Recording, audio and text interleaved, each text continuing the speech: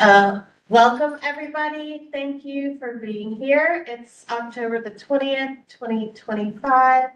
And this is the Metro Arts Commission Grants and Funding Committee. I am going to read this. Pursuant to the provisions of 2.68030 of the Metropolitan Code of Laws, please take notice that decisions of the Arts Commission may be appealed to the Chancery Court of Davidson County for review under a common lit law of certiorari.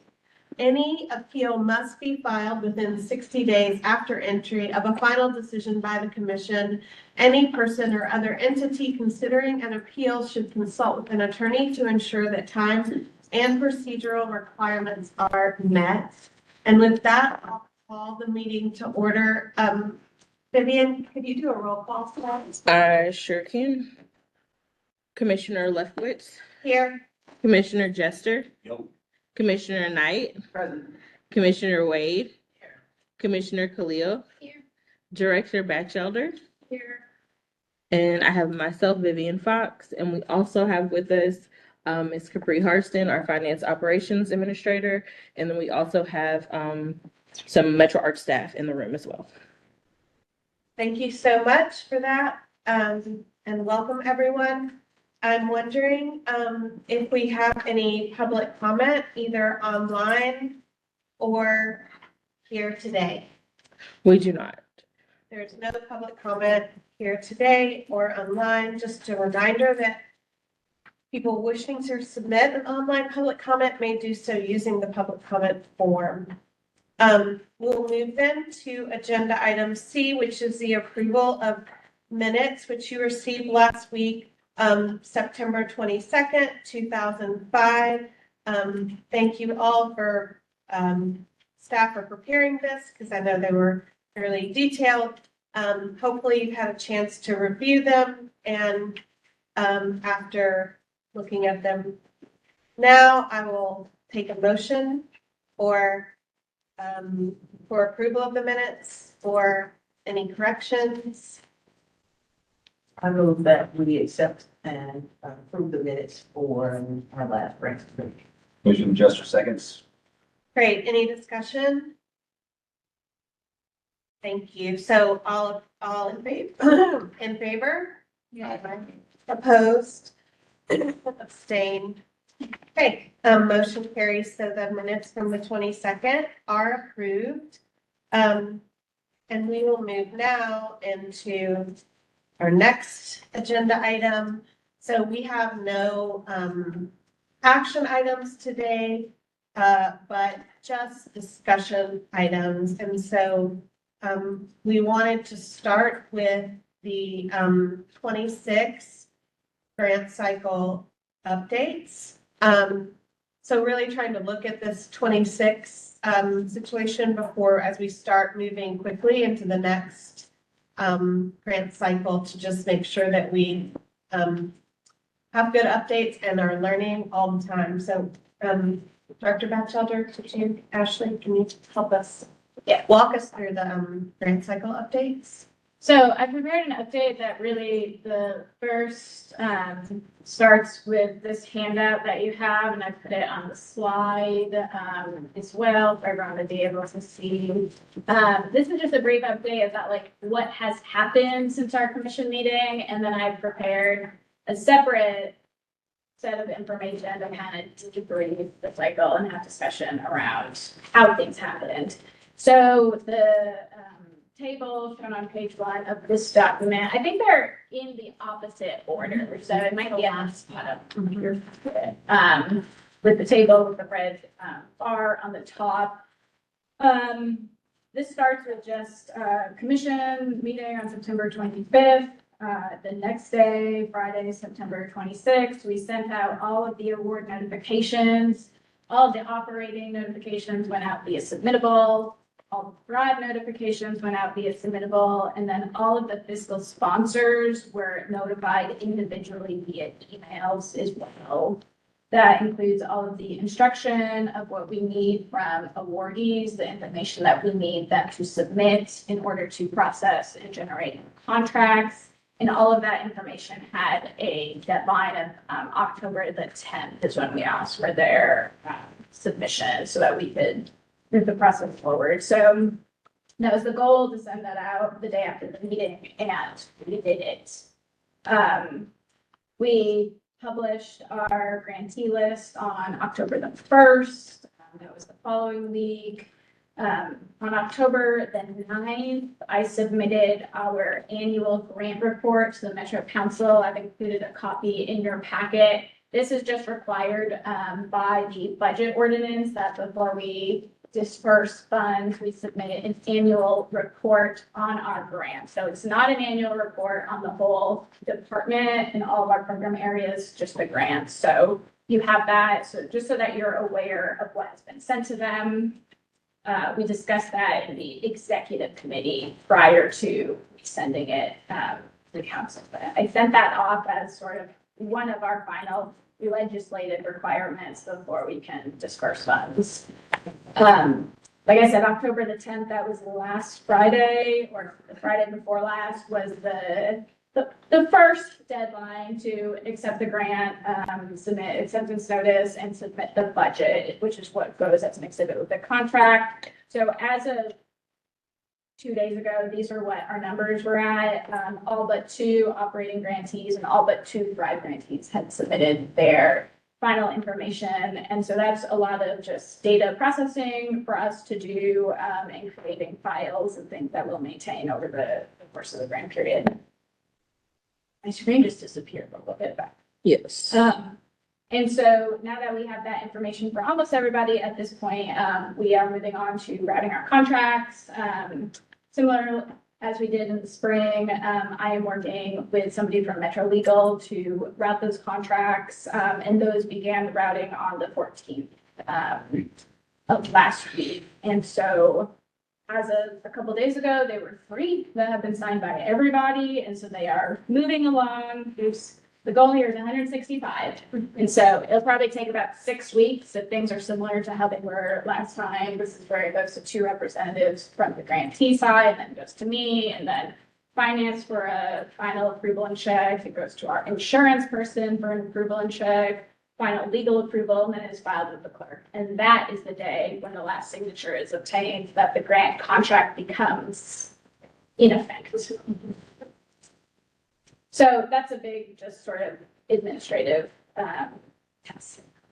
That moves us into this week. We are doing a series of 3 report back sessions. We did some of these in the spring. It's when we go out and we talk about what we have done. The thing that I actually left off of here is that we've done drop-in hours the last 3 Fridays as well. So we've been trying to make ourselves available for conversations with people who were funded, were not funded, or are just curious about the next cycle.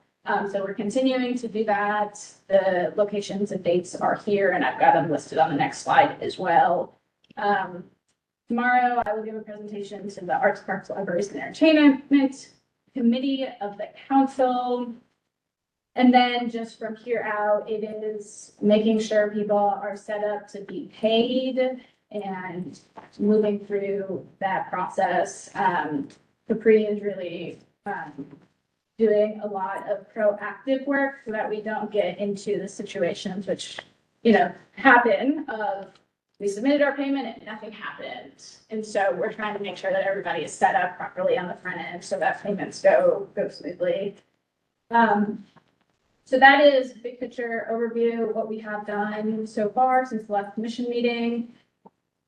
And I'll just say it doesn't sound like a huge accomplishment maybe to somebody outside, but I am very proud of our team for getting these are big administrative lifts with all the information we need to process, and that our systems that we've set up have allowed us to stay on track, on time. And so big shout out to everybody who has helped.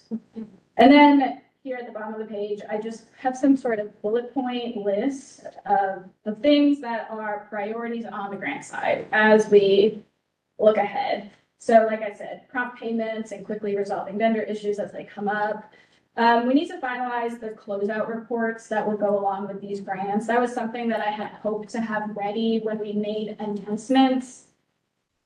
We did not have it ready. And so I think at our next grants committee meeting, you can expect that I'll bring you like what our reporting is gonna look like. You can take a look at it and then look at it posted after that so that people know 6 months in advance what the final reporting is going to look like and ask for at the end. We need to finalize and just continue to work out how we're gonna do these grant check-ins as well as our random audits this year. We just need to update all the documentation and our SOPs and the resource materials that we have used through this cycle to have as resources for future staff members. We still need to finish closing out and archiving all of the FY25 materials. Again, that is it is not as simple as it sounds, but it is very important, as we all know. On November the 12th, we are having a gathering to celebrate the Thrive cohort of artists from FY25. So now that projects have been finished, we are just doing a let's get together, let's act as that convener kind of role that people, I think, would like to see Metro Arts doing more of. And so Chuck is taking the lead on that. And the location is, it's gonna be at the front. And so the FY25 Thrive grantees have been notified, and you will see public information, I think, coming out soon about that. So that's just like a fun thing. So you all know that we're doing that. Other priorities, just welcoming and onboarding new grants staff. I'm expecting to get the pool of grants manager applicants sometime this week. We had 123 applicants applied. I was hoping for more than 100. I'm very happy with that number. And HR is doing their preliminary review right now, so I expect to get that candidate pool this week. That is going to become my priority once I get those candidates to start working on that. And then I always make these announcements in the full commission meeting, but I will just tell you here since it's germane to this committee. Claudia, who really stepped in and did a great deal of grants coordination over the cycle. Her last day with us was last week. She moved out of Tennessee. So we're gonna play with that job description a little bit so that there is more support on the grant side. So say new staff, but multiple grant staff. And then thinking about FY27. So that is my sort of report on what have we done and what are we doing. Any sort of questions about any of that? Yes, thank you for sharing that about Claudia. I do know that Claudia really stepped in along with the rest of the staff when there was a gap in the grants position, and because we've had been understaffed. So just a lot of appreciation and thanks to her for all of her service. I'm just really grateful for that. And thank you for sharing that. And then I had two questions that are just logistical, and that is, do you know the time of the Apple meeting and do you know the time of the Thrive Reunion meeting? Just so I can have them know. Apple is tomorrow at the courthouse at 5 p.m. Can you go to the next slide? The next slide shows the other public meetings that are happening this week. One tonight at 7 p.m. at W.O. Smith School, one Wednesday at 6 p.m. at Art and Soul, one Friday at noon. And then, Chuck, can I tap you for details on November 12th? Yeah, it'd be 6 to 8. I'll think it's 8. 6 to 8. 8 AM to 8 PM, not 15. 6 to 8. Right. And so Metro Arts is very, very public this week with all of our meetings. And of course, we have commission on Thursday. And we hope people come to the meetings. So Any other questions on that? It's very helpful, knowing of a timeline. Should we move then to agenda item 2, which is the grant cycle debrief? And you have a report for us, and then I know that there's some things we'll want to discuss. So Yes, okay. So the rest of what is in the first packet that I've been reviewing too, is just information, based on some specific questions. And then I think the specific questions can help move through bigger conversations as well. Can you put the Next one, thing on the next slide? this one. So the framework that I have been thinking about, and this is the structure that we will use in the community meetings this week, is when we are debriefing, we can talk about our policy, which guides our process, which results in our outcomes. And so I put this slide together because these are all things that we can have lots of conversation around, right? So like policy for our operating grant guidelines, that is going to be the first thing, operating and thrive guidelines, as well as our panelist guidelines, right? The next policy decision that you all will make a decision on that will go to the commission for our next round of applications, right? So we can look at what we've got now, and I'll just say, I don't have any information. I'm not coming to you today with like, we should change our operating guidelines in this way or that way. We are like way far away from being ready to make those kind of decisions. But that's what I mean by policy. Our process, I think we'll talk about the application period. We'll talk about tech review. We'll talk about the panel review, and you have resources in the packet that provide details on that, as well as specific questions that I've provided answers to. And then, of course, we can look at our outcomes. We know that it's the 79 operating grants and the 86 Thrive grants. And then what I did was put together a 5-year list of operating grants from FY22 to FY26 right now, because I think that can help us have a bigger picture conversation while we're also looking at specific what happened this year. So with that, that sounded okay? Yeah. Okay.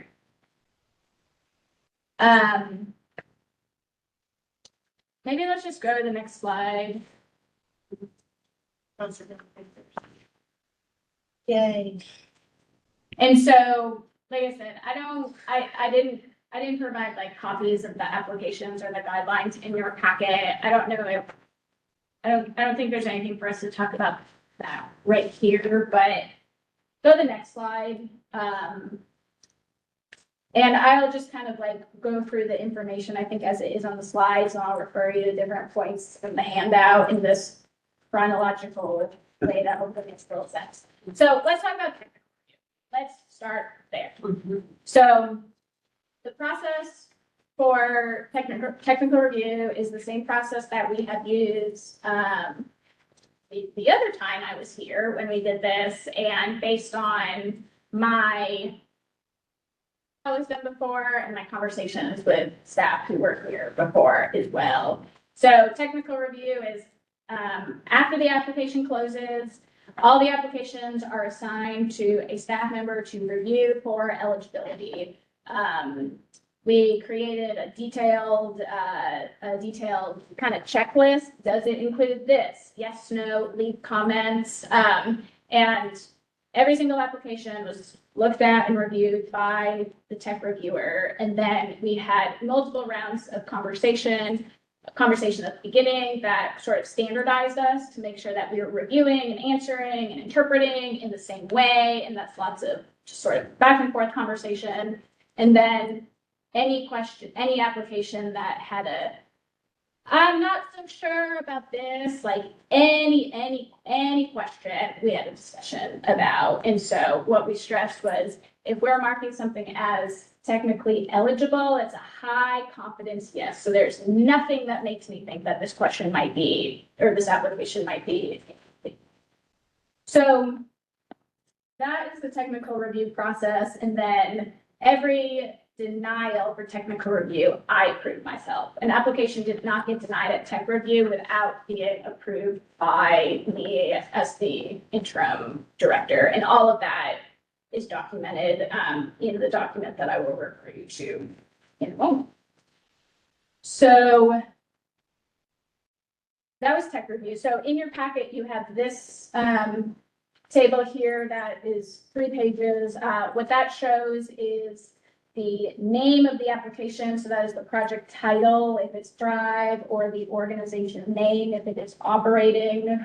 It's kind of funky, but we'll figure it out. It indicates if it's Thrive or operating. The column that's titled reason for denial, that is just my summary category. And then the details, those are the notes that we wrote for ourselves as we were going. So they're not like full sentences, because these are just notes from our database where we've documented all of this. And so what I have, this document is what's on the screen as well. So this is how we summarize the denials. So general operating is first here. There were 13 tech denials for general operating. The category of applicant eligibility, that included things of it not being a nonprofit, not being an organization whose primary mission, not an arts organization, a separate one. We had 2 applications that we denied at tech review due to them being organizations that primary mission is to support a Metro or MNPS agency. So that's like our friends of groups or school organizations that only exist to support a Metro agency are not eligible to seek funding. Incomplete applications were those that did not include required substantive information. And so what I'll also say about this is that, as you know, we allowed for corrections for things that could be fixed with an administrative correction. So when we were having our conversations early in technical review, we were always very clear from the beginning that we are not opening applications back up, because there's no way that we can control that, you know, the whole application is not changed, essentially. And so we allowed for corrections that could be fixed by the administrator, you know, swapping out an attachment or a missing signature, where we could then upload that missing signature, and really focused on administrative corrections and not substantive corrections. So both categories, Thrive and operating, include that incomplete application, and that would be because we would have had to open the applications for additional information to be supplied that was so still on the operating here, not being an arts organization and not being based in Davidson County were the other numbers there. When we look at Thrive, those numbers are a lot higher for the tech denial, which, you know, makes sense. There's a lot more applications there. And I put notes about what these categories mean. Applicant eligibility, that included things like not meeting the residency requirement, not providing or not meeting the nonprofit status.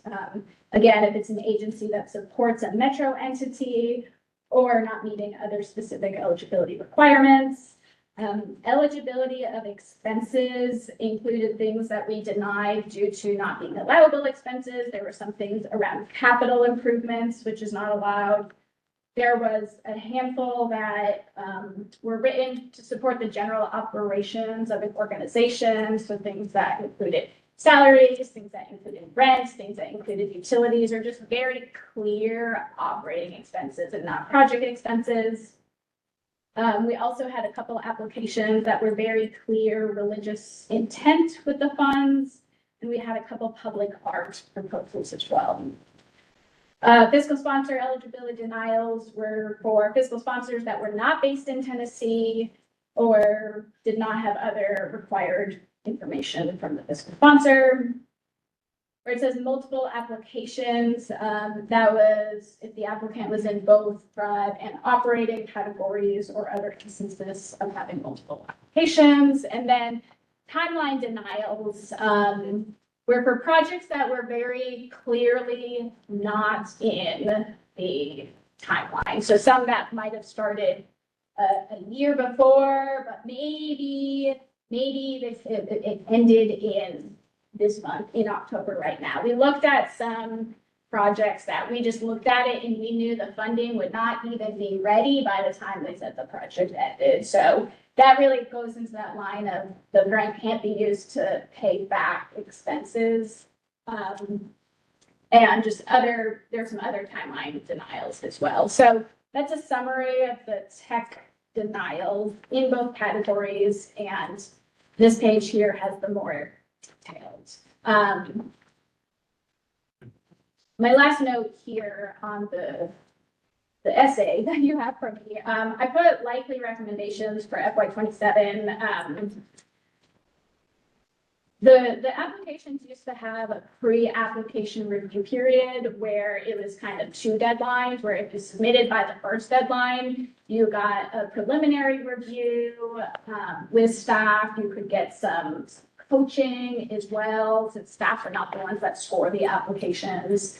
So it's like a little, in the way I read it as well, it's not quite like a letter of intent. And it's more of a soft deadline that wasn't required, but ensured that if you submit based on the first deadline, you're going to get that review before tech review. I also think that would make it so much better on the staff side, where we had a lot of information to process over about 4 days. And if we're going to be expecting another 400 applications, like we did it, but it was a lot. So I think that would help both on the applicant and the staff side. And then I also think that we can do something to add required application info sessions. So if somebody is seeking funds, thousands of dollars from Metro, I think it is reasonable to require they come to an info session, which could be virtual or in person, to go through a lot of these things where we could have, all these things most of these things could be prevented. And so those are some of the things that we are thinking through. Of course, we were very available with virtual and in-person assistance meetings, but those are, those catch your people who are doing things proactively and not at the last minute, as well as. And we saw how many came in at the last minute. Right. So, those are a couple things that we're thinking that come out of tech review that would just help on the process. Any questions about tech review specifically or generally, thoughts? A question just around a couple that I saw that have activities occurring in June, that go into July. Is there a way, and I may know the answer to this, but is there a way that some of these grants can just cover the expenses up through June and then something else happen? Because we've written grants before that traverse our fiscal year. And so a grant that we write to Tennessee Arts, even though our summer program starts in June, we don't charge anything until July 1 to Tennessee Arts. And so I'm not sure if this was June through end of July 2026, or if this was through June, July 2025. But is there a way for our Thrive participants to still receive those funds and charge us for the timing of the grant? Or is that absolutely, because it could be somewhere in these guidelines and things, but is there a way for us to at least consider that or outline it very clearly to Thrive applicants? Just because in other areas, I've seen it work, like with NDHA, when we bring grants to them.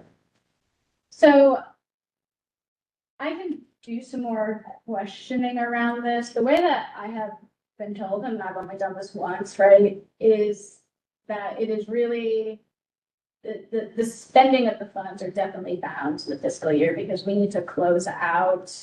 So the deadline used to be June 15th. I moved it to June 30th, knowing that we need to submit everything by July 15th, I think, for our closeout, and have been told that that is. And that's tight. as well. So from a fiscal perspective, a deadline of June 30th is still very tight for me to close the books on that fiscal year. So, I understand yeah, that. so activities need to conclude by June 30th. The project activity. But I think. Absolutely, because we're going into the next grant cycle come July 1. Yeah. Right?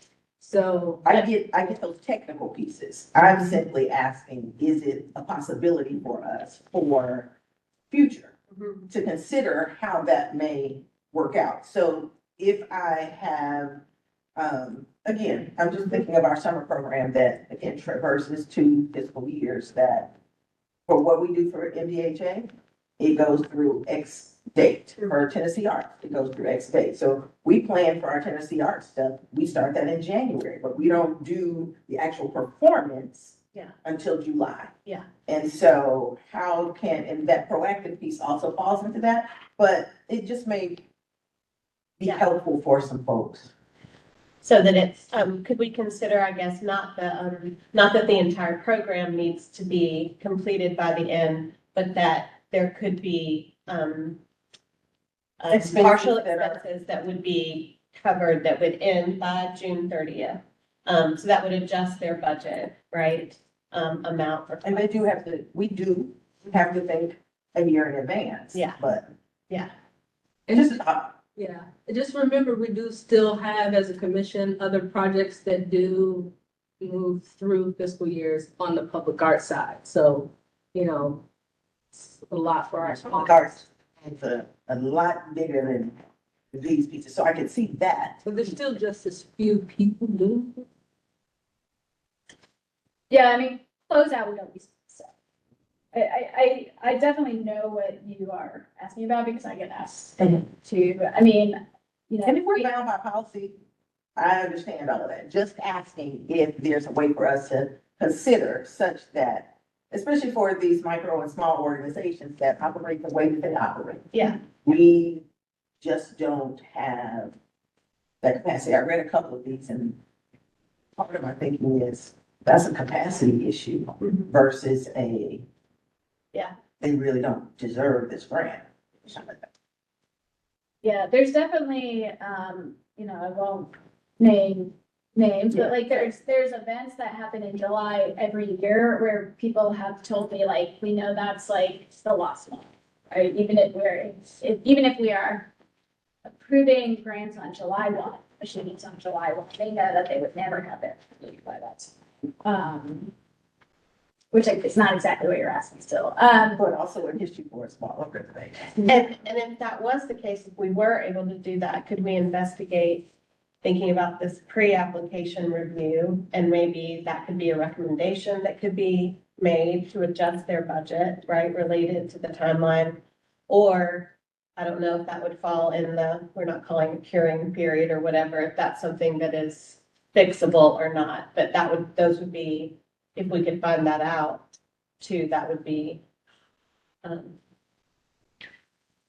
interesting. Yeah, And I mean, it's not very many. I mean, Worth exploring. because part of it is like the questions that I got a lot where the policy doesn't give me a lot of guidance so we can fix all that. Of like, I lost my thought. What if something is like much bigger and more ongoing? Can we say the grant was just for this part? But it might look like we're still doing it 4 months later. So like, how do we also use the grants to support a larger thing or, yeah, so I think it is an area that we can look at other examples and provide clarity about for sure. And don't hear me say I want to add more restrictions in policy either. Oh, no, Right. I know you're not saying I that. will never. I don't want to do that because that's exclusionary as well, but just thinking about. Yeah. So it's not ideal that July will like never be in a grant period. Right? But Yeah, that stinks. yeah. Perhaps our new grant manager will have expertise in that and then be able to offer us some guidance on that. Write that down for an interview question after. How would you handle? Okay, At least Tigger, Justin. Yeah, I guess Give her this. my question is, and you may have said this already and I missed it, but what is the reason for not paying for expenses for a project outside of the timeline if they are for the project falls inside of the guideline, like our time parameters? Like, why did we say you can't do that? so if it's denied for timeline, it's that the project was either it was a 14-month project with expenses for all of that time, or it was, there were some that started 6 months ago and we're like finishing right now, so that would not have been able to be, So it's because the expense, if you're talking about expenses are outside the entire grant cycle, not just, well, because the expenses and the timeline are related. So we couldn't really like always just look at only the timeline, because we asked for those details in the expenses, right? And so, As it's written now, the timeline and the expenses have to, Be align. within the same period, so the work and the funds are dispersed and done in the same period. all the funds need to be accounted for in the fiscal year. I think the question is, say I have paid in advance for a bunch of things. Yeah. And I made all my payments in May, I've given you everything, but it's not actually happening until August. Mhm. Is that okay? The way that the guidelines are currently written is that that is not okay. yeah. And so, I want to make it flexible, but I also want to be able to keep distinction between, because this is an annual cycle, right? And isn't it correct, though, that there was a time, remember, did we have some backdating allowed before, like with Just all the? this past, I know, this yeah. everyone. And so we may have had like an outlier situation in which there was some flexibility with that because of the delay and things like that. And so that's also, maybe still in people's heads, but as it's written, this is the guidance. Yeah. And so a lot of these grantees are returning, right? So would we want someone working on two projects at the same time, one? Most of these folks are not doing two separate projects. They're doing them all at the same time and they just Yes. speaking from experience, Yeah. right? And so when we're talking about lots of applications that come in at the last minute, That's, one woman show sometimes, one woman show, I'm doing 12 different things. yeah, And that grant gets in at 11:58. that's right. And that's so early. those projects are, they don't often have a finite timeline. Mhm. They are going, so. Yeah. In a In perfect other world, yes. In our world, And you often are adjusting the timeline based on the guidelines and, things like that. we don't often have funds in the bank to pay things in advance That's to right. be reimbursed for. It's an area that needs more clarity, and I mean, yeah. And it's not just Metro Arts. Yeah, Make no mistake, it is what I call nonprofit industrial complex. that's right. I'm just curious, this is just if you know off the top of your head, the policy about universities not being eligible. Is that in our bylaws? Is that in the guidelines? Is that a Metro Code thing? We have that in our guidelines, Guidelines, so, yeah, and, we can discuss it if you don't like it, but yeah, okay. is, if we have multiple, like, different departments from the universe, and like, Yeah. so that is our choice, and that's the choice that we made. Yeah, okay, that's good. Okay, that's super helpful. This is also a really good document, very. Yay. Okay, so that was tech review. I think next on the slides is panel review. Okay. So what you have here, go away from that. Go. Let me tell you what you got before. Okay, so this is a combination of some specific questions that have been asked about panels and then resources that I provided just because it's helpful to look at things and understand when things happened and changes that were made as we refine this process. And so I'm just gonna frame this in something that I think everybody knows, but just to say it again. So these in your packet are the FY '23 guidelines. I wanted to include these just as the comparison of before these guidelines, which are the FY '26, what we use now, which is what we use for FY '25, which from what I can tell is what was also used in FY '24. So in FY '23, you have the information here. So Thrive had always been, from what I can tell, reviewed by community panelists like we have today. Operating, from what I read, and what I can find online, is that there were two categories of organizations. If you were an organization under $100,000, you were also reviewed by community local panelists. If you were an organization over $100,000, you were reviewed by outside of town, out of state reviewers. I don't have super detailed information about who those people were or how they were identified or recruited. But so the change in FY '24 was that all grants used community panelists that were just recruited through an application on Submittable, which is what we still use now. So that's like the change that happened and when it happened. So another shift that happened at that time, which I think is important, is that is when operating grants went from, they were always scored and assigned a score that was a percentage, but in FY '24 it went to pass fail. So that 70% you are funded, and Metro Arts will determine how much you are funded, but you are funded, you are eligible, or you are not eligible. The scoring prior to that, my understanding of it is that the application, the top scoring application was identified, and then every other one was kind of, what's the word? When you've got your top application and the other ones are all scaled. Yeah, they're ranked, and the grant amounts were based on how you relate to the top scoring application. Heard. So the scores matter now because it's, did you score 70 or not? But they mattered in a different kind of way before. That is my big picture understanding of the change that was before. So I've included that just for your information so you can read more about it.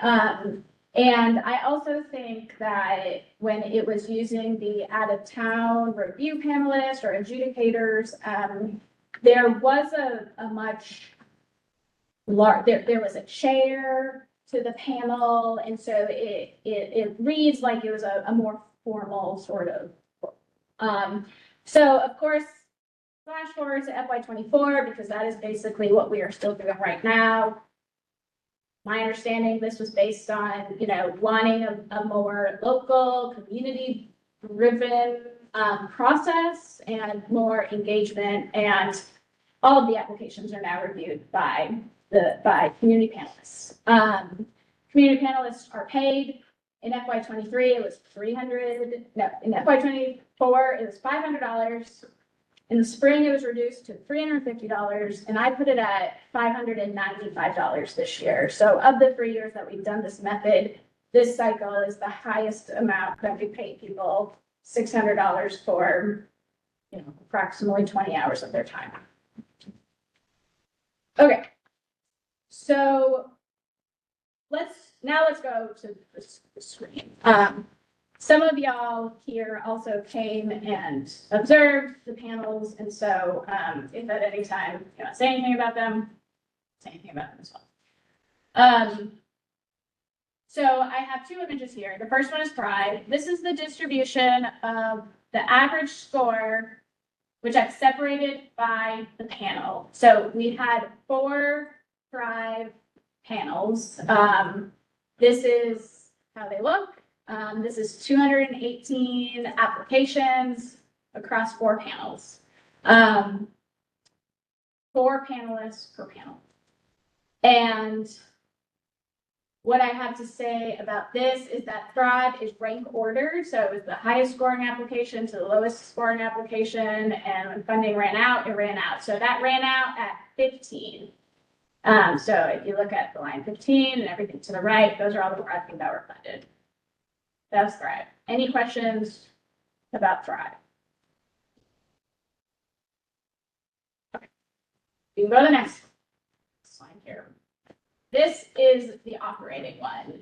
So similarly, I separated the distributions here by panel.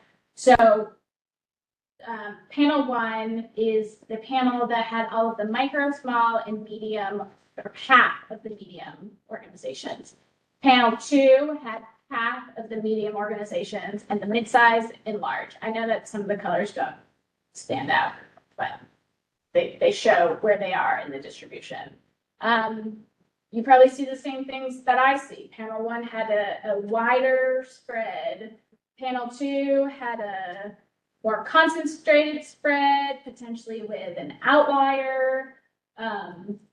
And I also observed that there were more highest scoring on panel 1. We didn't see as many above 90 scores on panel 2. We kind of see a concentration around, 75 to 80 or 75 to 88. There's lots of ways that we can talk about this, and the other information that you have here, let me look in the packet. There is a question about organizations that had typically received funding that did not receive funding this time.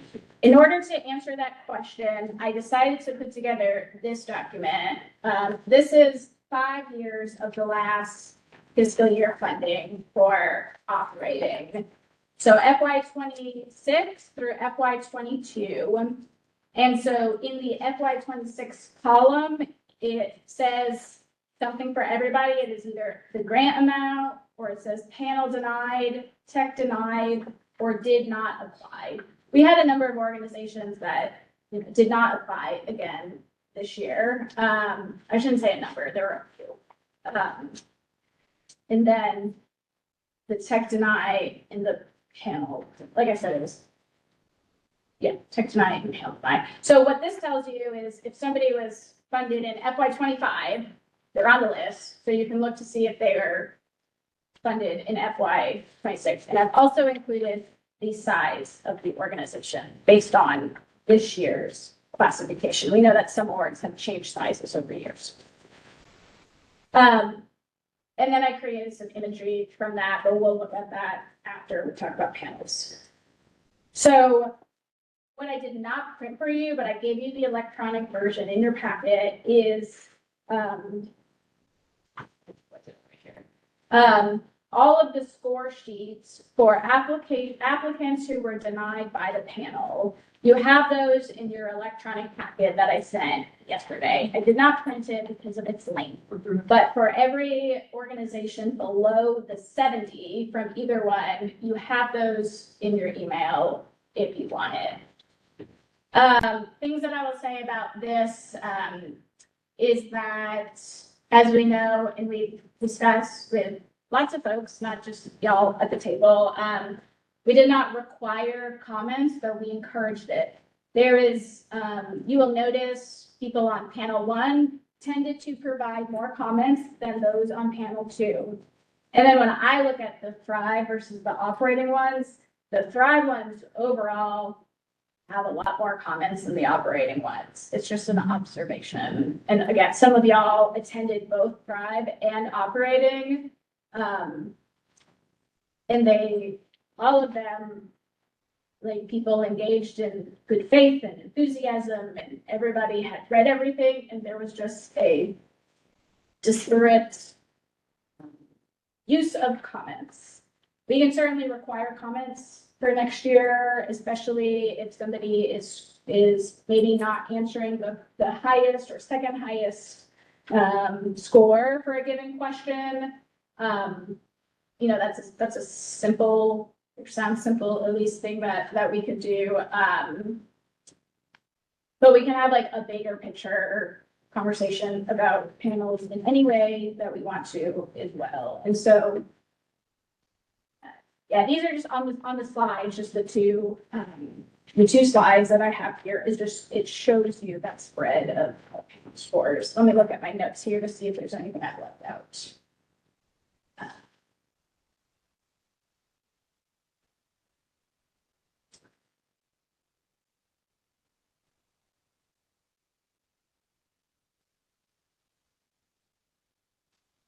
There's also a question about, what experiences or expertise were required for panelists. And there's not a specific thing that was required, or a specific nameable skill or knowledge or experience required on each panel.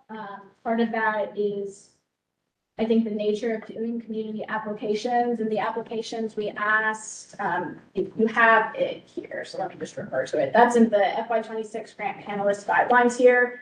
This is the document that was posted on our website that we shared out as we were recruiting for panelists. I think one, I'll call it a limitation of the process, is that we were recruiting panelists the same time that we had our grant application open. So that is due to the compressed timeline. The application questions that panelists answered are listed here. We asked for a biography. How does the applicant's personal or professional experience contribute to their interest in serving as a Metro Arts Review panelist? How does their background and experience prepare them to contribute to an agency that values equity, accessibility, and inclusive practices in the arts? And then we asked for applicants to describe their personal and or professional grant editing, grant seeking, grant review, or other grant experiences. So it is a simple application, and again, it is the one that it's mostly the same as FY24. I adjusted the language a little bit in some spots, but it's using the same framework and basic application as in previous years. And so given that it is so wide open,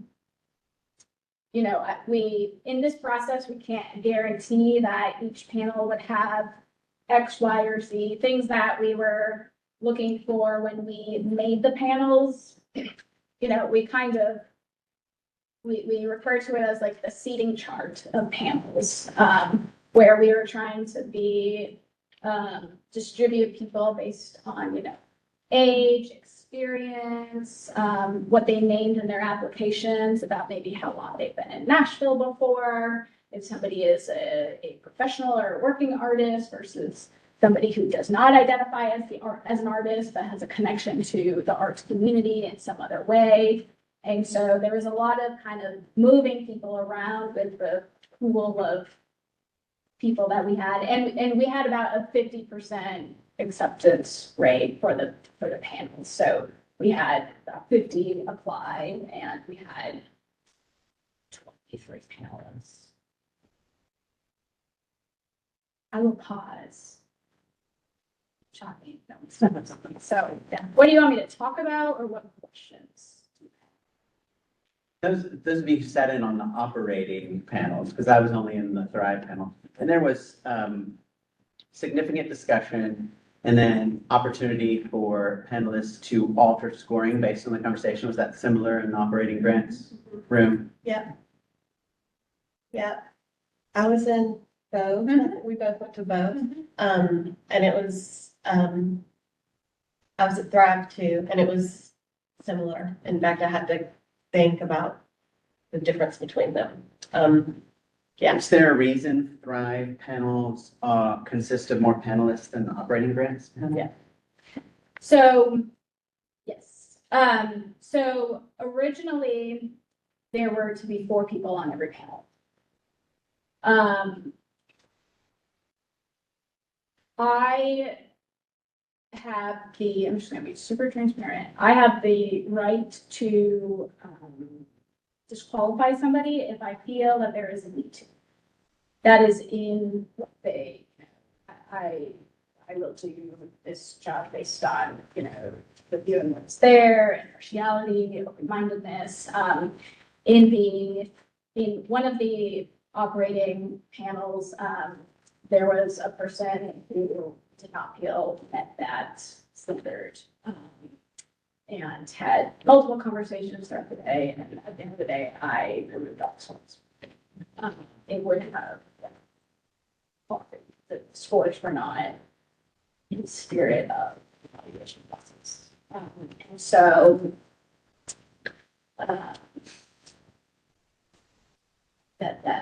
That's fine. And then in the other panel, and in the other one, there was a nurse. no show. Gotcha. Someone who had completed the work, like a review, but then did not appear for the panels.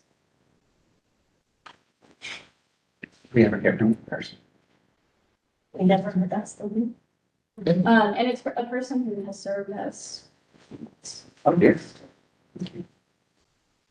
um, Can I ask one question? When you were talking about the shift in 24 from outside adjudicators to community panelists, from what you know, was it, you said this and I may have just missed it, but was it, what size organizations were $100,000. $100,000? So that would be, which of our medium and up were sent. So previously, medium and up would have been sent to these outside adjudicators. I know that previously too, in the process, at some point, organizations could appear, and that was not part of our process this time as well. Yeah, so at least the last 2 cycles and maybe the one before, we did not have open panels. And so, open panel is when a representative from the agency, the applicant, can optionally send somebody to be able to answer questions. I think that would be very informative for the panelists. We've also been giving everybody who has requested their scores and their comments, we've been giving all of those to people and making ourselves available for conversations. And like I said, the pretty much across the board, we thrive comments, I don't know what the amount of work was the same. It's just The training was the same. the training was the same. But, one of our conversations with the grantee was, the question said, well, I wish I had seen more of this or more of that. And had I been able to be there, I could have provided a response to that. Part of it is, if we were to pass policy that says open panels or grantees can come for their, 5 to 7 minute slots, things that would have to change would be, it would take a lot longer. If we're gonna continue to have this volume of applications, don't have any, It yes. seems detrimental to the process in that if the application needs to be changed with additions, adding specifics, but we saw what took place when people came and got to speak against, and we then gave them more and more time, and it was this, it becomes, I don't think, productive for either side. I don't know, I just see it as being sort of similar. If they said they could have been there, they could have answered that. Maybe that means the application needs to have different questions, additional questions, a place for an applicant to fill in verbally, like not a 1, 2, or 3 part. And if they opt out of it, they can opt out of it if it's just an additional, but like you just said, we're having more and more applications. Well, and another thing is, in the previous model where larger organizations were sent to outside adjudicators, Right. those did not have, you did not have, from my understanding, an option to come in for that. The people who could come in were the smaller organizations, right, and micro to small, this may have been one of their first cycles. And so it was a way of, I think, saying, I could be wrong about this, but it was a way of saying, you have more limited capacity in terms of your application. And so we provide this other chance for you to come in. Like, this isn't quite clear. I've never done a grant application before. Right. So it was a smaller lift because it was a smaller number of organizations who were doing that. Oh, and I was talking Yeah. about actually the people who came in and spoke to the full commission. The appeal. The appeals, Thank which we, you. yeah. Not think of the word, but in that, it became, well, we wanted to give them more time to say more, and then we got, like, it just became very long, and somebody's always not been happy with the process. They're gonna be not happy with a response they get. And it's finding a way to keep it equitable across the application process. We cannot change or guide or prevent all aspects when we have community panels. We can hope for more or different, but I think that at a certain point, having been somebody who had to write grants and apply for grants, you just don't always get the money. And each year we're getting more and more in these last few years. I just think we need to think about what smaller organizations might need. People are saying, well, I could have said that. Find a way to modify. Then they have to spend more time on the application. You know, some of this may have been that they did it the last day it was due. And they could have responded in person, but if they had, you've already mentioned adding, get it done by this time and you get a pre-review process. Those are the kinds of things that encourage somebody from not applying at 11 o'clock when it's due by 11:59. Yeah, I think like one pattern that I know that y'all would not know because you haven't looked at the applications, like when we look back here, so the top row is the smaller organizations. Many of those that were denied was because the responses were very short, brief, not a lot of detail. It's kind of tell and not show with examples. And so in the electronic packet that you have, a lot of the comments or several comments say, you know, can you tell me how you do the thing that you said you do? And on the larger organizations where you likely have staff members or more, staff development, those were not the applications that had really short responses, right? And so I think it's like a holistic thinking about it, right? I also think the application questions could be better and different in ways that I'm not prepared to talk about right now. I think we won't require that earlier submission date, but maybe for those who don't have a staff person working on it, we could highly encourage it and provide a lot of support, treat this as the deadline so that by the time it gets to the panel, if we're doing closed panels still, that coaching is already provided by a staff person who's not the one evaluating it.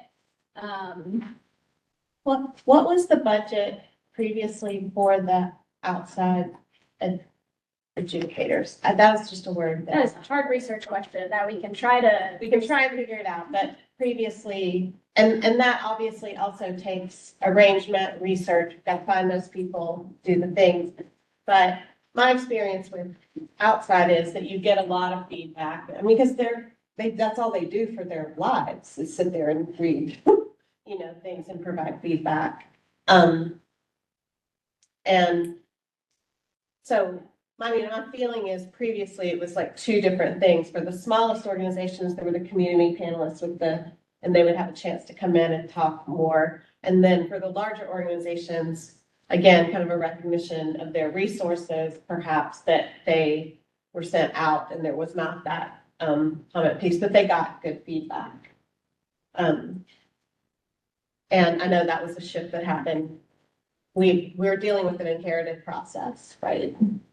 And I guess because I only did the operating panels, and even within those two groups, they were vastly different in what they were discussing, how they were discussing things, not like they were going off script, but the involvement in the one group was really, to me, profoundly different than the other group where I went to, and there was no discussion ever on any question. There was just like, whoever, I don't even remember who was leading that group, was like, okay, so you're agreeing to, like, it was a very, pull them out of their, but you can't, and that was in operating, you can't control that.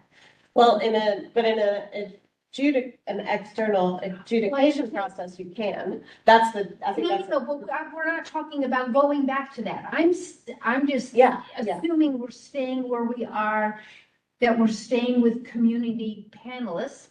I'm just assuming that based on this discussion. That doesn't mean it has to stay that way, but the downside to people who aren't paid to do this, not that they didn't get money, but I mean, this isn't their job, this isn't their job.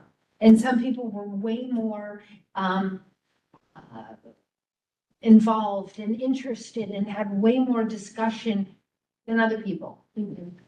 My concern that I sort of tried to voice at our previous full commission meeting was that I saw a quantifiable data distinction between last year and this year, particularly with some of the mid-sized mediums. Yeah. And I was concerned, don't know what panel specifically that was right off the top of my head, but I was specifically concerned about that panel as a whole outlier in comparison to the previous year. Because I pulled out the paperwork and got the scores from last year, and they were almost all 20 to 30 points lower. And I think that is a significant enough data issue, which is why I was making the motion that we should have sent at least part of it back to committee for exploration. My, suggestion would be to have some people, look at those and go,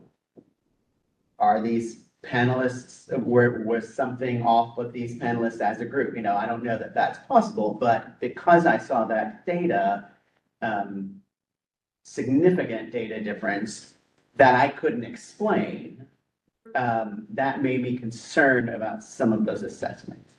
So that might be something in the future that we have to say, is that we look at previous scores as a history of it, because if something is markedly off, either something has changed drastically or something has changed drastically with the panel. Yeah. Right? And if that's the case, that's a concern in any given year. Because, it is always, there's going to be a measure of subjectivity to it. We know that, right? And that range. But if two applications year to year are generally the same, right? And the truth is that people's applications don't generally change like a ton, right? And we're seeing that kind of discrepancy. That is, I think, indicative of a real significant challenge, especially if an organization has consistently received funding.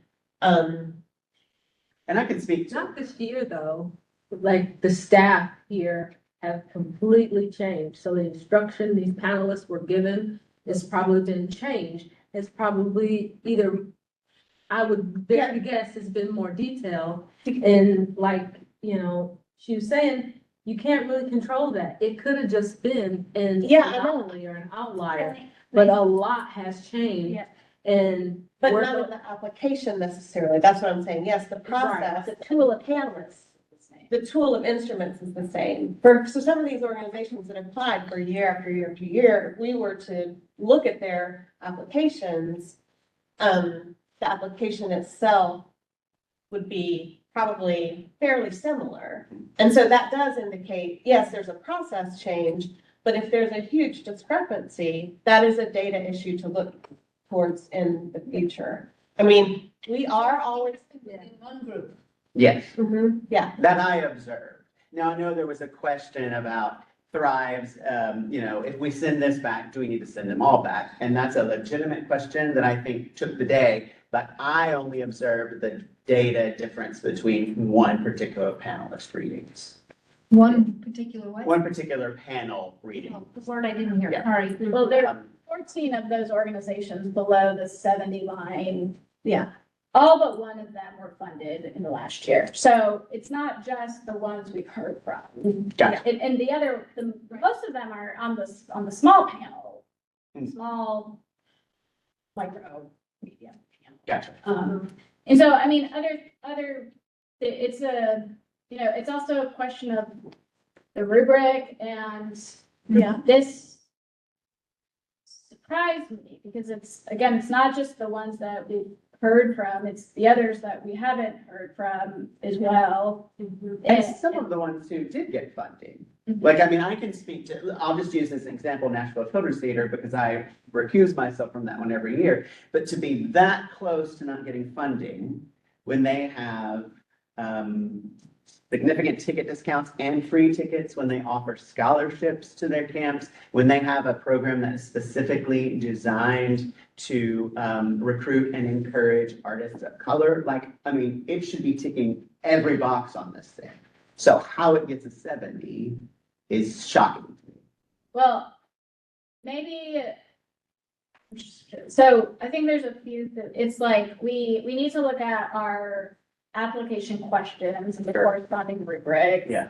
We need to think about, organizations that it works on both ends of the size spectrum. If you're a small organization and you don't have dedicated people who are used to writing grant applications, or maybe, you're not highlighting something the way that a reviewer might expect from an organization. And on the large side, the applications are rather simple. And so feedback that I've been hearing since I started this is what does Metro Arts care about? What should we write about when we do so many different programs, right? And so I think that there's when we think about size, the conversation's different for small and large. It's the same rubric. There's variability with the rubric. Is it valid? Does it measure what we want to measure? And is it reliable? Does it produce relatively similar results with similar, I'm using research populations, right? Samples. Yeah. And so some of the denials are straightforward, where greater detail could have led the panel to provide a different score. Sure. Clarity in how we're evaluating some of these things. And I will also say, we made some changes on the Thrive rubric, because the Thrive rubric, when we talk about simple, it was the most simple. It said, what are you gonna do? And what's the timeline for it? That was the whole application, 2 questions. So we expanded the Thrive application, which very lucky we did. Otherwise, we would have had 300 applications with no evaluation tool to burn through them. So we did more work adjusting the Thrive application or the Thrive rubric. And because, like you said, the operating one produced a qualifying score, everybody received funding on it last time. And now we have this outcome where 14 did not. And so, that might be the difference too, but have we done an after action report with our panelists? I mean, we debrief with them at the end of the day. We had like very generative conversations. We asked for feedback. I mean, we got feedback on the evaluation tools as well. One of the things that a panelist said was, I understand why you made the application more simple for the applicants, but it's actually harder. It's for the super review. hard. Yeah. As an assessor, I mean, I agree with that. It's so hard. Yeah. Simple thing is. And I think in answering it, there are some of the questions, I think there are assumptions that people on a panel will know their particular form of art, and that may not be the case, right? So I think it does need a little more complexity so that they can explain it to people who may not know their particular art form is effective. Yeah, I think there's more that we can do in terms of the questions. I've had to answer more questions for grant funding for $500. And some of our folks are getting thousands of dollars and answering 8 questions or, so, yeah. But it's a problem for a different day in terms of, how do we want to restructure the questions, if at all. But, yeah. So last year too, in terms of looking at this history, which thank you, this is super helpful to see this. But just by comparison, like this year, we can see the denials and the reasons. Last year, there were no denials. There were no panels. There were no panel denials, right? And then, we don't have the information on the previous years, but just in looking, I mean, there are a few organizations you can see a gap, like 2 years, like they got funding, they didn't get funding, and now they have funding. We don't know about denials or, whatever. But I guess the point is the reason that there has been more consistent. People have been funded more consistently. Is that what I'm trying to say? And so, but there's also been, there've been a lot of changes, right? Which have all been in the spirit of good, like assuming best intent, simplifying the application, trying to get people through, right? And that was directly being responsive to community feedback because people were like, don't make big changes, let's just get it through, right? And we tried to respond to that. So all of that is like, we're holding all of that kind of together with things that we've inherited, like not sending things out, not, having, and so I think what you're seeing this year is that, right? Just kind of a convergence of all of that. And then the question for us in the parking lot or whatever is, okay, what do we, just as we tried to do corrective action, for kind of outlier things and some corrective actions this year, but like if we have more time and we can do some things like we're talking about, we can try and fix that, like make some adjustments. Seems to me like comparing this year, comparing next year is going to be much more solid data than comparing this year and last year or this year. Everything's changed so much that might not be able to point to a specific reason why one panel had a significant drop, but in all the reviewing that you've done and all the data that we're looking at, there's no smoking gun that's pointing towards anything. And so, I mean, it's unfortunate that one or two, that anybody got denied, especially if they were deserving, but I think it's just part of the process, and we can make tweaks, but we probably shouldn't even make huge tweaks for a minute so we can compare apples and apples from this year to next year, and then make more significant tweaks when we have good data from good programs, from good panels, from good's the wrong word, but solid staff, consistent panels moving forward after that.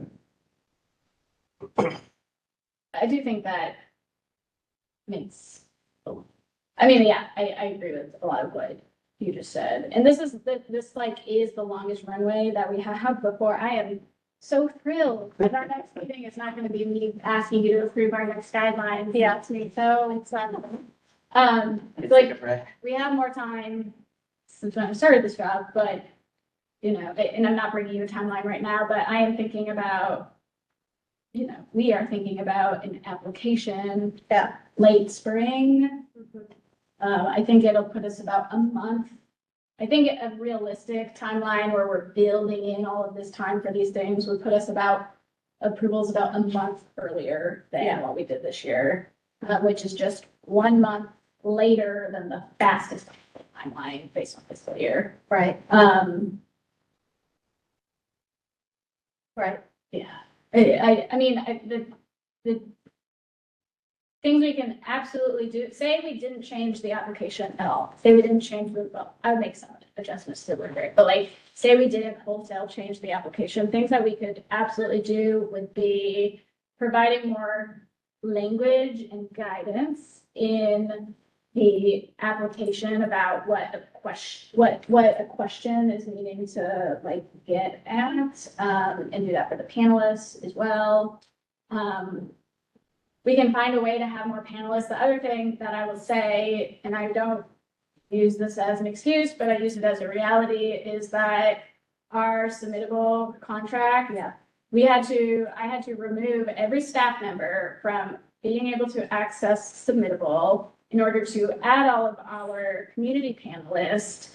And because of the license, the contract that we had with our grants management software, and it wasn't always like that, but when the contract was re-procured 1 year ago, the capacity was reduced. Yeah. I don't know why, but it limited the number of panelists that we could even have, and you can't do this outside of submittable. It just would not work. Right. That was a huge thing. I'm glad you brought that up, because I mean, that to me was big, because the burden then of what they were reviewing, each panelist they were reviewing a lot. If we were gonna require things like feedback, which I have some ideas about that, as something that would be pretty simple to implement, or a rubric or whatever. But they were reviewing a whole lot, and they were compensated, and, yes, but that submittable thing was no joke, right? We certainly compensate people at higher amounts. You all can approve the budget for me to do that, and we can, buy more of their time, or maybe if we're spending 2 days together and we put in a requirement, I mean, the more that we do, it's gonna limit who we get, right? People who have the time and flexibility to do that, which I'm sure those people are great people, but if it becomes you must be here for 3 in-person days, Yeah, especially if, We don't have any reason to believe that spending a whole other day on the same set of applications would offer to see different outcomes either. Is the submittable issue? right in each app. if they have to They write, have to write. Yeah. Is the submittable problem, that was a $10,000 issue this year, is it a solvable issue next year, or is it maybe a $12,000 problem next year, how does that, like? We'll figure it out, but it might cost us some thousands of dollars. And we're Well, splitting, and we're taking away. If we're still using that software next year as well, because questions have been raised whether or not that's the best software. Our license for that software is only extended for 1 year, so we already know we're going to have to. Yes, and so there might be a solution to that won't cost us a lot of money. Yeah. So we'll see. Lori, did you take a question? I don't know. We get rid of some. Oh, yes, I asked if we were gonna, I feel like we'd said at a previous meeting, we were considering switching from submittable. Yeah, I would mean, say we're looking at all of our options. Yeah. And determining what current software out there might fit our needs. And affordability and capacity, and technology enhancements and improvements. There have been several advances since we started using submittable. Of course. Probably been several advancements since we started this meeting. Technology goes today. no, it's true. Made a couple more images that I want to make sure I get to show. Okay, yes, show us, go ahead. I mean, it's like moving the conversation. I'm not meaning to move the conversation. Do you think we should, as a we should consider requiring some level of comment from every panelist on every application. But I think at least if you are not giving it like a Well, even if you are, even if marks, I don't want to incentivize it. yeah, because Yeah. protective a process that we just let stay in the confines of somebody's brain when they walk out the door, and then somebody doesn't get $40,000, they're gonna take it.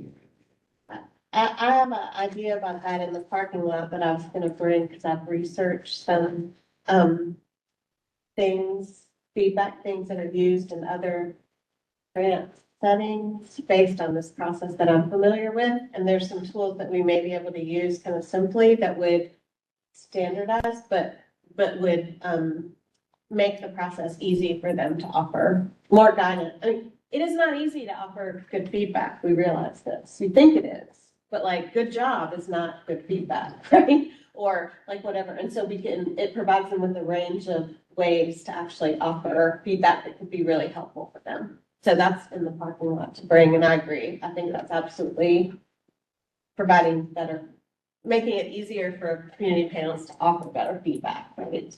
It Is should be some good. sort of feedback. Yeah. Mhm. Yeah. Yeah. Okay. Do you have thoughts about like, what do you want me to prepare for our next meeting in terms of like? Grants meeting. I would love it if you, and it's, I don't know how, but if there were a list of all our parking lot, Yeah. Okay. That's easy. Not easy, but because we have talked about so many parking lot issues. yeah. And I'm ready to do some work.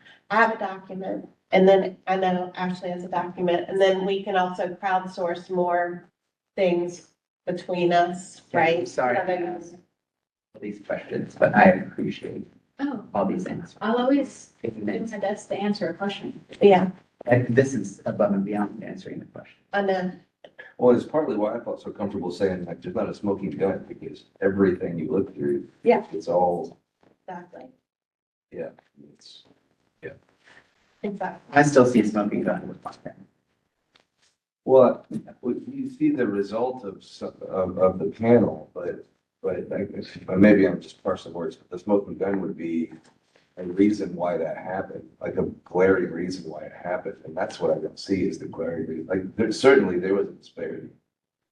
That's just, yeah, but there Yeah, seemed to be a Looked at grant or application to application, like looked at the exact same person did it, I'm told, but have we looked at wording? It was something not to put a smoking gun anywhere, but yeah, this is gonna be, there's no way to get rid of somebody not getting funding because we don't have enough money to fund everybody. And when I count the panel denies out of the entire population, there's 9. And most of them are actually in the small to micro. So, which going back to was people overall don't have the staffing to do it. Having been the one-man show where you're doing it all, something is missed. We're offering as much towards support, which doesn't always happen with grant applications. And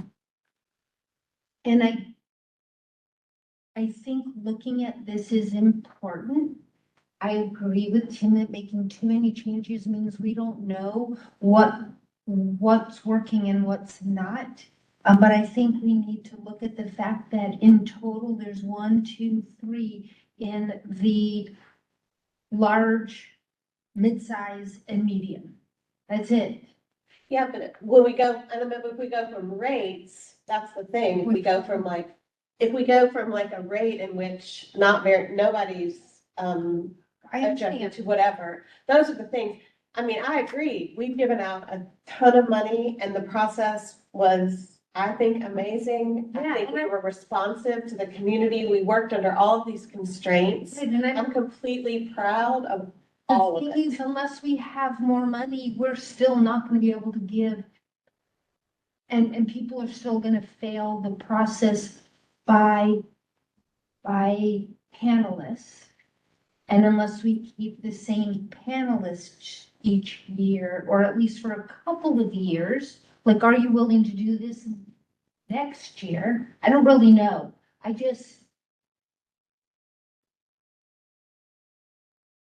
Yeah, we're think not, it's important to look at a few things, but I also think that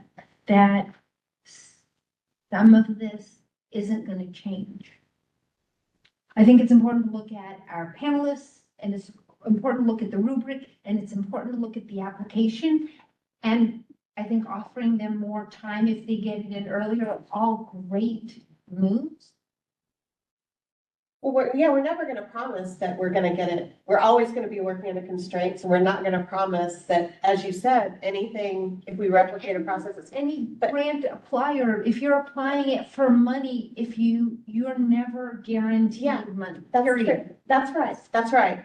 But in operational, the reasons I think this is, like, in terms of thinking about project grants versus operational grants, it is true that organizations that have been funded historically are used to ups and downs, and we've made clear our priorities for that. Right. But if there are, like, significant changes with organizations that have, consistently been, I think it's fine to look at those outliers and think, like, just like we did this time, are there things we can look at? Like, we looked at that data thing in that grant meeting and made a tweak based on what we were seeing. Right. And that's what I'm saying here. We've got data. I'm not Are there tweaks? I'm not saying it all. I know. I don't want it to seem that way. No. I think though, it sounds sometimes that we're gonna fix a No, problem that doesn't exist. no, we're not talking, I mean, to me, to be clear, I don't want us to fix as a committee. I Okay. want us to do just what we're doing, which Perfect. is have like these kinds of conversations, which y'all, I'm so grateful for, because we've not had these before. Right. And I'm grateful that we're doing that. And I'm grateful too for the level of transparency, Ashley, that you provided, and with the data and things like that. I think this is how we restore, Yeah. or not restore. This is how we build trust in the process, and we just, Mhm. yeah. So I agree with you. I'm not interested in fixing anything, but just being responsive and always Yeah. moving forward. I almost don't think it's fair to even talk about organizations who have consistently received funding from Metro Arts, because we had a period before Daniel where organizations consistently received funding, but we've made a shift away from that, a pretty marked shift away from that. And then we had the period where Director Singh was here, and we've had to fix a lot of the issues that came from that while still leaning toward more equity. And now, for the first time since I've been around, we're in a period where we can start talking about people consistently receiving money from Metro Arts, right? Because there's been like these three distinct periods where people may or may not have been getting money, but Well, I mean, I think, changed yeah, dramatically, that it's not fair to compare those three periods of time. And we just now are feeling the DFS and one solid grant cycle, and we need one or two more, then we can say people with consistently receiving money. Metro Arts, and it won't be through three periods of time that have been pretty tumultuous. That makes sense. yeah. I think that's great. One thing I want to say about Thrive, because we haven't Yeah, really talked about it yeah, in this conversation, and the reason why we haven't talked about it is, again, because we do not use pass fail. Right. Thrive, which is a policy decision, and is likely to be what I would recommend unless a large population of people convince me or, inform me otherwise. And again, the reason being, 3 years ago, Thrive was proposed as also being pass fail. right. But because they're project budgets and organizations do not submit for a specific amount, Metro Arts determines the amounts that operating grantees get. Because Thrive submits for a specific request for a specific project with a budget on a timeline with objectives and goals. When there was not sufficient funding Yeah, 3 years ago, even if only Thrive was funded, there still would not have been sufficient funding, right? So when I say that, I mean, Thrive could not have all of them been funded fully, but so when there was not the sufficient funding and it was scaled down, that was, our projects were conceived to do this and that on this budget and this timeline, right? And so that is what undergirds our ranking order there, right? Right. Because if we do the Thrive on pass fail, that means, well, you asked for 15, but I am actually probably, your grant will probably be about $8,000. Right, the project doesn't get funded. Right. Do it that way. Because we funded 86 Thrive projects. I don't have the number in front of me, but if we funded everybody above 70, say that might have been 130 Right. applications. So your project budget is gonna be radically changed, right? If everybody says that they prefer that, so more people can access those funds, we can have that conversation, but that is why we don't talk about this in the same way. Because I have had some Thrive applicants reach out to me and say, I have a 70 or above, why wasn't I funded? Right. Right. So, We use that rank order scoring for funding. And that was based on feedback as well that we got, but we could definitely talk about that for next time. go to the next slide, I'm gonna move this along. One more slide. This is great. You've seen this before, it's just different colors, but go to the next slide. So these are two new images that I put together just after I compiled this document. If you look at the last page on the table here, you see the numbers that create this. This shows FY 22 through FY 26, and you see the key in the top left of our total grants budget. This is like actual dollars. Yeah. So for our grants budget. So in 2022, our grants budget was $2.4 million. You can see how it's distributed right there. In FY 23, our grants budget was $3 million. And these lists for 22, 23, 24 are based on the lists that are publicly available online. That is my data source for them. This was before. FY 24, you see this large increase in our budget, and that is the year that the Metro Council allocated the $2 million one-time amendment. So that's why you see that jump in our budget. This does not include the conciliation funds. I do not incorporate those into our Metro Arts grants. If we did, the number would be up to nearly $7 million. So this is all like council approved funding at FY 24. FY 25 and FY 26, our grant budget is the same. Oh, I was out loud, I was reading the wrong numbers. None of y'all told me I was saying the wrong thing.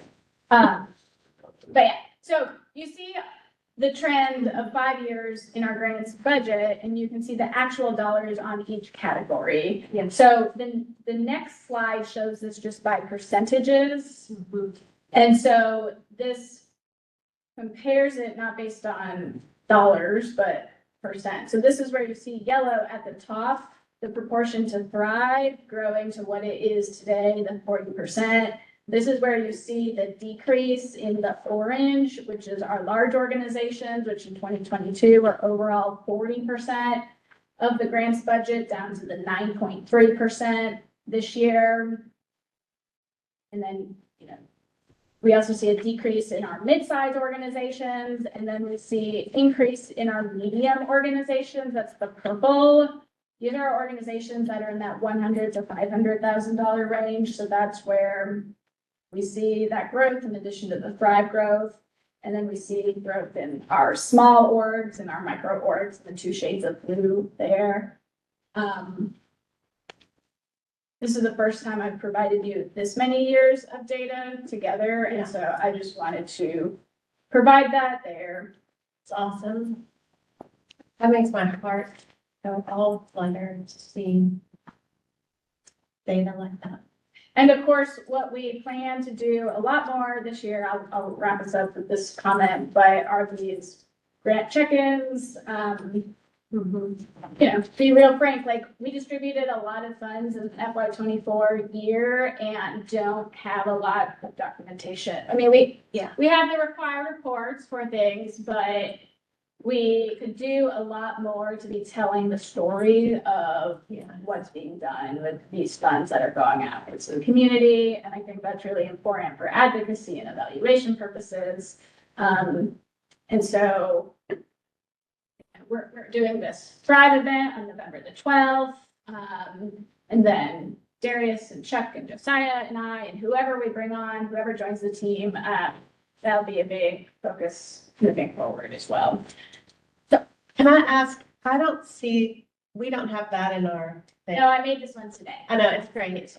Mhm. Can you just email us that slide, because it's so nice? Yeah, what you have in the printed one It's is just just operating. operating. I Yeah. have it practiced for today. Yeah, it's so good. Yeah. No, I think the story piece is really, gonna be important. Okay. Before we leave this, to go back to your point about parking lot, I'm wondering, like, I have a document that I've been keeping since or whenever I started this with things. So it's a large parking lot. But then is there a way for us to crowdsource, or maybe we can't share a doc, so. Send it all to me. Yeah, so maybe we'll send it all to Ashley, but if you have parking lot items that you have been collecting, like for next grant cycle, we could just send them, and it's fine if it's way too much, right? It will be, you know, and then we can have a discussion about prioritization and what is short-term, long-term, you know, stuff. You're all right with compiling it? I have a folder. Because I would like to talk about that next time. That would be whatever. And that might, it just brings up the question to me, like the vibe I was getting moments ago is that we don't want to fix or change things, but now we have this big parking lot. So I am confused on where we are.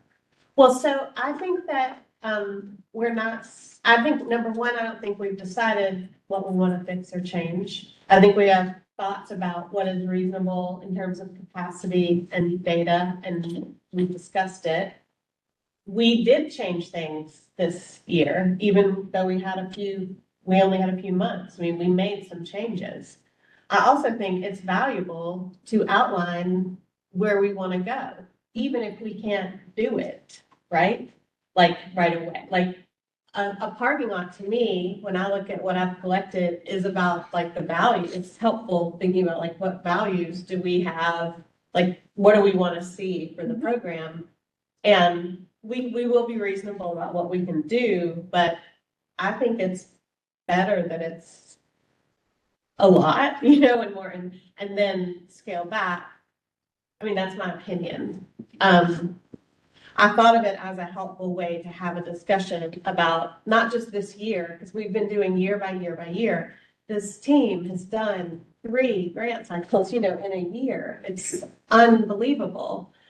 But eventually we are going to be able to think 3 to 5 years out. And that's what we don't have, those kinds of thoughts. And I think a parking lot could be that kind of place where that discussion could start too. Does that make sense? And I wasn't suggesting that we not make any changes. I think tweaks and Like, if we look at, and if we have a list of things that we can look at, we can decide, hey, this is a good idea, or I'm just saying the less dramatic or hugely substantive changes that we make that aren't necessary for us to move forward would probably be better for a couple of years. I'm not saying don't make any change. Yeah. And we also have a new grants person coming in. I was hoping that maybe that would be instructive, like even if we have a conversation around those, like help and I don't know, what would be helpful to share with that. Well, it made me feel good. You put something in the parking lot when we first started, it was about racial. Yep, the neighborhood underrepresented, yeah. Underrepresented, sorry. That's the first thing. But underrepresented, Yeah, council districts, district. and I thought, you haven't forgotten about it. No, It no, made me feel no. really good. We couldn't address it yet. Yeah. And not all the issues that are in the parking lot, well, they're not all issues, they might be whatever, but not everything in the parking lot can be done right away. But some of it is stuff that doesn't affect necessarily grant cycles, but it affects who's out there being able to apply. Anyway, Yeah. I like it. Yeah, that's the first thing on there. That was the first I thing. know. Because that Commissioner Wade, I have the date. Like we mentioned it, we talked about it, and I kept saying I'm gonna come back to it. So, The office said she's not gonna let you forget it. I know exactly. It's not right here in the back of my head. I don't see that on the list. Yeah, so we've got it. To use a bad boat analogy, we've been fixing holes in the hull this year, and now we can start fixing the holes in the sails. That's way too deep. For a mile. Can I move to Yeah, your staff report? Because I should have started with Josiah. our Josiah, poor Josiah's been sitting there like, what are you talking about? I just decided to give, an update about community arts leaders.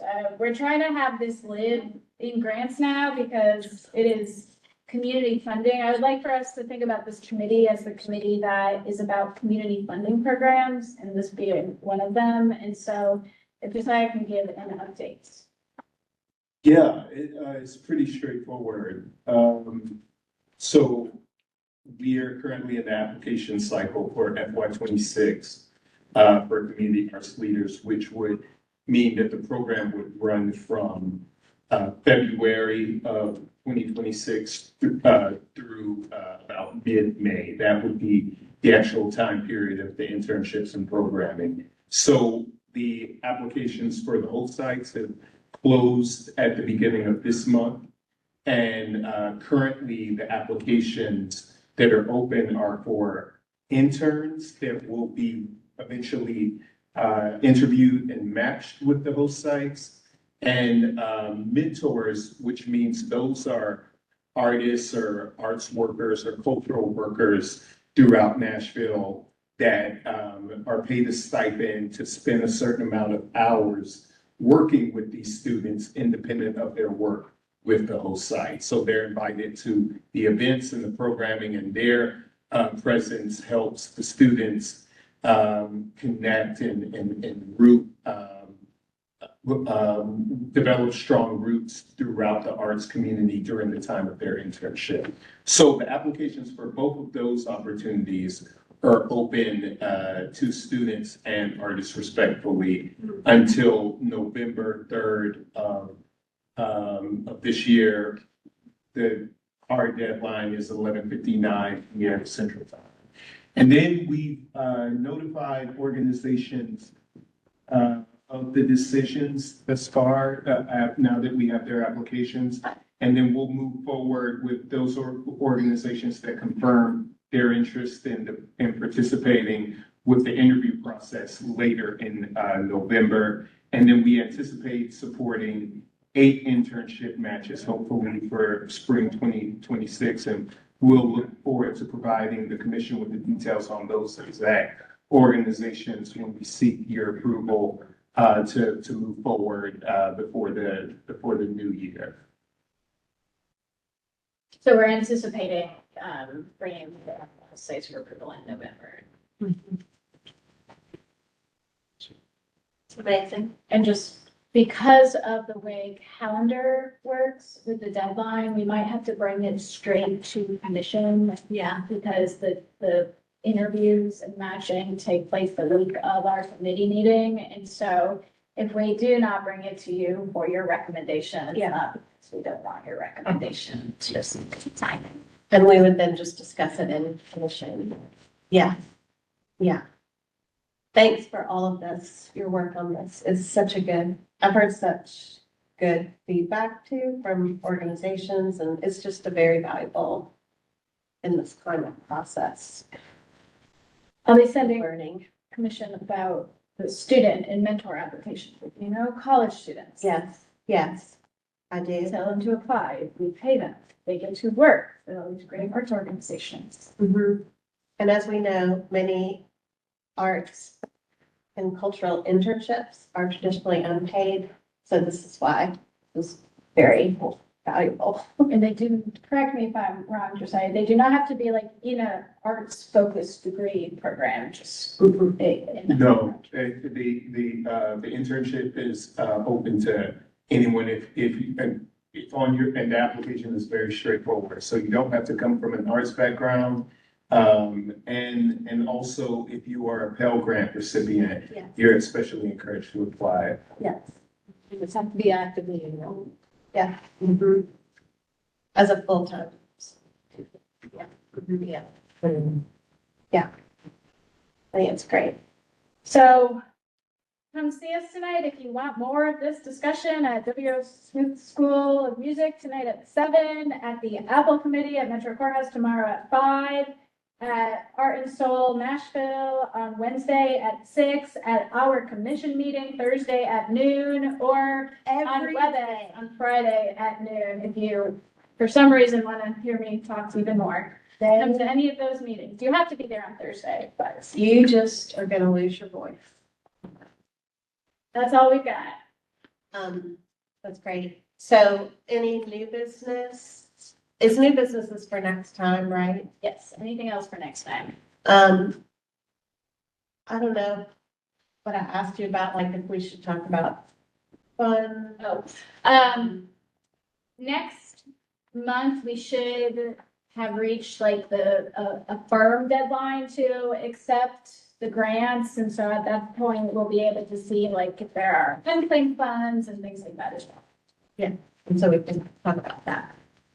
Any other new business? Please send your parking lot items, if you think of them, to Ashley. I guess just as soon as you can, maybe this week. Not that she's gonna be doing it this week, she's got everything else to do, but maybe she'll pass them on to me and I can compile them for us or look, but that way we'll have something out before the meeting about things we want to look at. Any other new business? I'm super appreciative of all of you, and I want to thank again Ashley and staff for all you did for this process and this meeting and are doing this week. It's really important, and I'm so glad. And that's what I have to say. I like you all. And then one more last word. Yeah. You know, we stopped having these meetings recorded. I did not ask for that. Right. I told y'all that. I was told, that it's IT capacity. It is very unusual for committee meetings of any board or commission to be recorded. And there is a metro-wide effort to have more board and commission full body meetings recorded. It's only a couple dozen out of the 80 that have any recording at all. And so with our 6 meetings a month on the calendar, our committees all got taken off of the recording schedule. I had heard from, a variety of folks that feels like the wrong kind of decision to be making right now about not having meetings recorded. And so we, of course, are recording them here on our OWL and share the recording with anybody who seeks it. But we are gonna talk about, maybe we can like host them on our Metro Arts website, like if there's just a tab for grant committee, the same way that there's a tab for grant updates, just so we're not trying to not be transparent. Yeah. Yes, in addition to fund the arts, fund ITS. Yeah, exactly. So please, if you are in discussions or if you're trying to let people know that they can always request a recording and that we'll provide it. And yeah, I think that's super important. And it wasn't our choice. Not. Okay. If there's nothing else, I would take the motion to adjourn if anyone wants to. Adjourn. Let's do it. Thank you. Thank you all so much.